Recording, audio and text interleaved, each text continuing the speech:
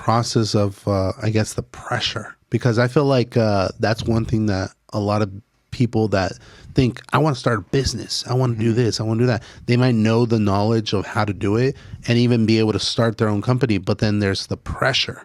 I feel like that everybody gets. How do you manage it? It's funny. One of those that works for us, he said, "Yeah, I always wanted to do my own company, do something." He didn't know what he wanted to do, but he knew he wanted to start a company. And he said, "But like after like being around you, like I get anxiety just thinking about you." He said, I don't want to do that anymore.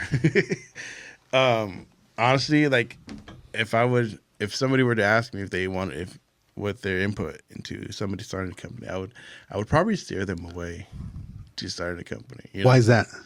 Because stability and consistency is huge. You know, if you're starting a family, you know, a consistent paycheck, like a consistent paycheck is stability, which is what a new family needs. Yeah. You know, and thank God, like he's covered us, you know, because it's been scary.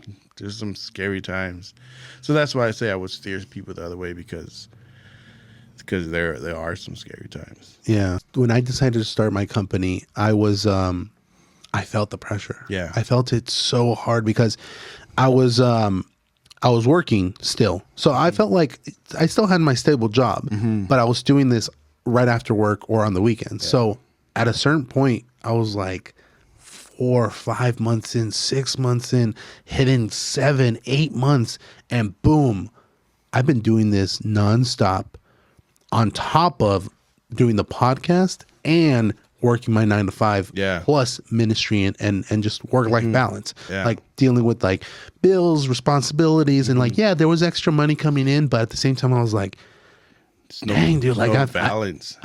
I have to decide, like, do I want to keep doing this or do I want to do the podcast? Because I was like, one of them has to die. Yeah. One of them has to go. I can't do both. Because I remember I was trying to schedule out people to do the podcast too.